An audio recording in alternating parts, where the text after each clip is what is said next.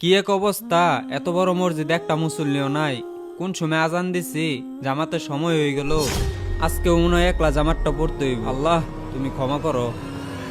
এ দাঁড়ান দাঁড়ান ইমাম সাহেব, আপনি একলা জামাত পড়তেছেন, মসজিদে মুসল্লি কই? মুসল্লি কি এরে নাই এটা তো আর আমি জানি না। কিন্তু আমি জানি এই মসজিদে কেন মুসল্লি আসে না। কি এরে নাই? আগে নামাজটা পড়ান, তারপর বলতেছি। আল্লাহ ইমাম সাহেব দাঁড়ান।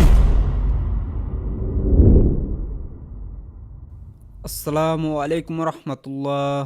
আল্লাহু আকবার। আস্তাগফিরুল্লাহ আস্তাগফিরুল্লাহ। আচ্ছা ইমাম সাহেব, আপনাদের এই মসজিদের সভাপতি কে? সভাপতি তো এই যে উনি। আপনি সভাপতি? হ্যাঁ আমি। আচ্ছা সভাপতি সাহেব, আপনাদের এই এত বড় মসজিদে জামাতের সময় একটা মুসল্লি নাই কি জন্য? এই মসজিদে এসি লাগাইলাম, ফ্যান লাগাইলাম, টাচ করলাম, এরপরেও কিলিকেদা মানুষ আসে না, এটা তো করফাই না। কিন্তু আমি জানি জামাতের সময় এই মসজিদে কেন মুসল্লি আসে না। কেন? তাহলে শুনেন, আমরা যখন ছোটবেলা মক্তবে যাইতাম, শহীদ, ওই শহীদ, মাদ্রাসায় যাবি না? মাদ্রাসার সময় হয়ে গেছে। হে হে, চল চল। আমি সবার আগে উঠছি আঙ্গর বাড়ির মধ্যে। আমি অবয়ের ফজরের আগে উঠে তখন লিখা যাবো মক্তবে কয়দারে হাল নিয়ে। মারুফকে ডাকতে হইব। মারুফ, ওই মারুফ, জাল না খুল, মাদ্রাসার সময় হয়ে গেছে। মাদ্রাসায় যাবি না? এসি তোমাদের এক কোন আছে, যাও গা তোমরা, আমার ভোলা যাইতো না।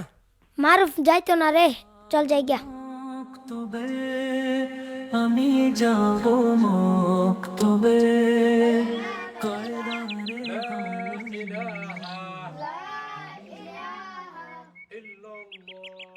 কি রে মারুফ, তোরে প্রতিদিন ডাক দে সকালবেলা, তুই মাদ্রাসায় যাস না কে? হুজুরে তোর কথা খালি কয়, যাস না একদিনও। আমার 7টাতে প্রাইভেট পরে আমার স্কুল আছে। সাসা আইনের বুলারে মাদ্রাসাত পারেন না কে? আরে এটা যে প্রাইভেট পরে 7টাতে, এর লিগে মাদ্রাসা যাবার পায় না। সকাল 6টার সময় প্রাইভেটে পাঠাই দিন, স্কুলে পাঠাই দিন, ওসম বলে শীত করে না। আরে এটা পরে লেগে বড় অফিসার হবো মাদ্রাসা পড়লে কি বড় অফিসার আবার পাবো? যাও তোমরা।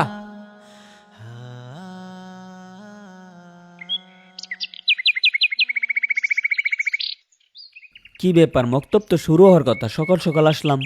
আর আমি তো ছোট থাকতে এই সময় মক্তবে আসতাম।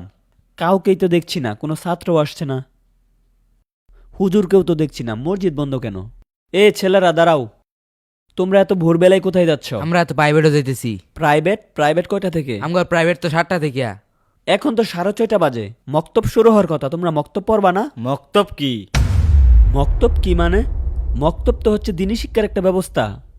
আমাদের এলাকায় তো আমার নাই। এলাকার তো এইগুলো নাই, চলে না। কি বলো, নাই? আচ্ছা ঠিক আছে, যাও তাহলে। ব্যাপারটা বুঝলাম না। আচ্ছা দেখি অন্য মসজিদে যায়া। আসসালামু আলাইকুম। ওয়ালাইকুম আসসালাম বাবা। চাচা আমাকে চিনছেন? তোমারে তো চিনলাম না বাবা। ওই যে আপনার ছেলে মারুফের বন্ধু আমি, ছোটবেলা যে মক্তবের জন্য ডাকতাম। কি রে মারুফ, তোরে প্রতিদিন ডাক দে সকালবেলা, তুই মাদ্রাসায় যাস না কে? তুমি মারুফের বন্ধু? তোমারে তো দেখি না, তুমি কইতে হো বাবা। আমি তো চাচা ঢাকা চলে গেছিলাম, আইসা বললাম আর কত থাকবো, টানা 20 বছর ছিলাম। আচ্ছা চাচা, আপনার এখন কি অবস্থা? আমার তো বাবা অবস্থা ভালো না। আমার বুলাটা হেই যে ঢাকা গেছে, ঢাকা গিয়ে বিয়া করে আমার ভুলে গেছে। আমার খোঁজ খবর লয় না, বুড়া বয়স, আমার খুব কষ্ট। এসি তোমাদের এক কোন আছে, যাও তোমরা, আমার ভোলা যাইতো না। আর এটা পড়া লেগে বড় অফিসার হবো মাদ্রাসা পড়লে কি বড় অফিসার আবার পাবো? যাও তোমরা। তুমি কই যাবা? আমি তো আইসা মক্তব খুঁজতাছি, আমার ছেলেটারে মক্তব পড়াবো। কোনো মসজিদেই মক্তব পেলাম না, এদিকে কোথাও মক্তব পাওয়া যাবে?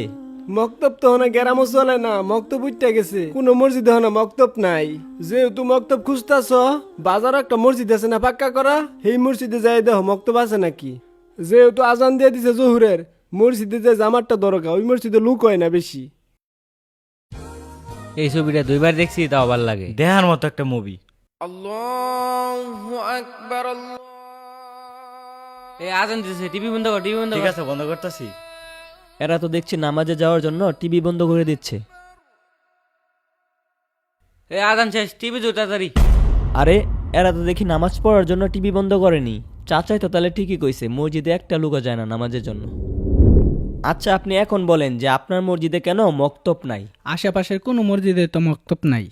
আপনি অজুহাত দেওয়া বন্ধ করেন, আশেপাশে কোথায় নেই সেটা তো আমি প্রশ্ন করে নাই। আমি প্রশ্ন করছি আপনার মসজিদে কেন মক্তব নাই।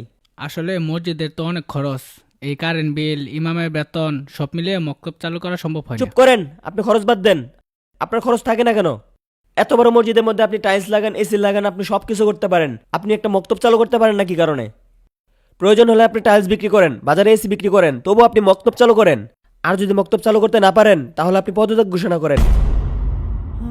আপনি এখানে স্বর্ণ দিয়ে মসজিদ বানিয়ে কি করবেন?